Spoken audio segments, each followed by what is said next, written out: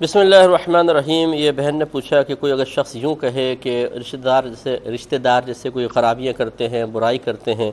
تو اس کی زبان سے نکلا کہ اللہ تعالیٰ نے یہ گندے رشتہ دار میرے ہی نصیب میں لکھنے تھے یا لکھ دیے، کیوں لکھ دیے وغیرہ، تو اس طریقے سے جملے ادا کرنا کیسا ہے؟ دیکھیں یہاں دو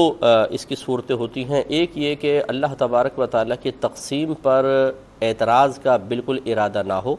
غیر ارادی طور پر لوگوں کے تسلسل سے، برے رویے کی وجہ سے دل میں نفرت پیدا ہوئی، گھٹن پیدا ہوئی اور یہ جملہ نکل گیا، اور بعد میں اس کو احساس ہوتا ہے، وہ توبہ بھی کر لیتا ہے، تو یہ گناہ ضرور ہے لیکن کفر نہیں ہے۔ اور اگر خاص اللہ تبارک و تعالیٰ کی تقسیم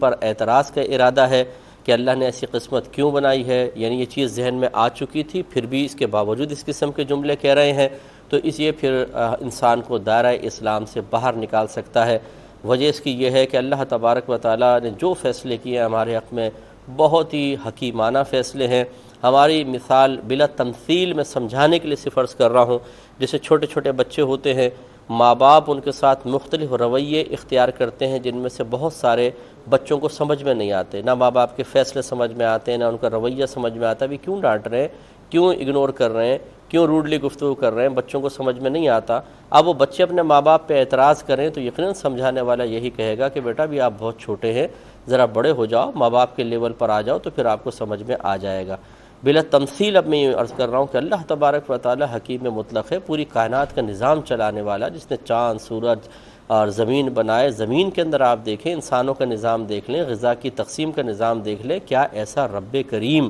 جو اتنے زبردست قسم کے نظام کو لے کے چل رہا ہے اور اتنی بہترین اس نے تقسیم فرمائی ہے، کیا وہ آپ کے حق میں معاذ اللہ غفلت کا شکار ہو جائے گا، غلطی کا شکار ہوگا؟ یہ ہماری جہالت اور قصور عقل ہوتا ہے کہ ہم نے نہ علم سیکھا ہوتا ہے، یہ ہمارے ماں باپ کا سب سے بڑا قصور ہوتا ہے، نہ علم سکھاتے ہیں، نہ دین کے قریب آنے دیتے ہیں، نہ خود اچھی صحبت اختیار کرتے ہیں، نہ اپنے بچوں کو صحبت اختیار کرنے دیتے ہیں۔ تو پھر اس قسم کے ہی مجتہد نکلیں گے جو اللہ تبارک و تعالیٰ پہ اعتراضات کر کے بھی اپنے آپ کو حق بجانب تصور کرنے کی کوشش کریں گے اور اپنے ایمان سے ہاتھ دھو بیٹھیں گے۔ تو اس لیے قطعی طور پر اگر کسی کا معاذ اللہ یہ ارادہ ہو کہ وہ اللہ تبارک و تعالیٰ کی تقسیم پر اعتراض کر کے ایمان بچا سکتا ہے تو یہ غلط ہوگا، وہ تباہ ہو جائے گا۔ اس کا سب سے پہلا جو مطلب استاد تھا یا کہہ لیں کہ بڑا تھا، وہ شیطان تھا، اس نے اللہ کی تقسیم پر اعتراض کیا۔ اللہ تعالیٰ نے عزت آدم علیہ السلام کو عطا فرمائی، تمام فرشتوں کو فرمایا سجدہ کریں، یہ شیطان جن تھا لیکن ان کے ساتھ تھا، اس کو بھی حکم دیا۔ اس نے اس تقسیم پر اعتراض کیا کہ یہ عزت ان کو کیوں، مجھے کیوں نہیں دی؟ اس تقسیم پر اعتراض سے اس کا انجام کیا ہوا؟ ابا واستکبر وکان من الکافرین۔ اللہ تعالیٰ فرماتا ہے اس نے انکار کیا، تکبر کیا اور کفر کرنے والوں میں سے ہو گیا۔ تو ہوشیار رہیے، اس نے 80,000 برس عبادت کی تھی اللہ تعالیٰ کی، اور معلم الملکوت تھا، فرشتوں کو استاد تھا، اللہ نے ایمان چھین لیا تقسیم پر اعتراض کی وجہ سے۔ تو آپ اور میری حقیقت اور ہماری اوقات کیا ہے کہ ہم اللہ تبارک و تعالیٰ کی حکمتوں پہ اعتراض کریں تو اللہ کی بارگاہ میں توبہ کریں اور تجدید ایمان، تجدید نکاح کریں اور آئندہ سے بچیں۔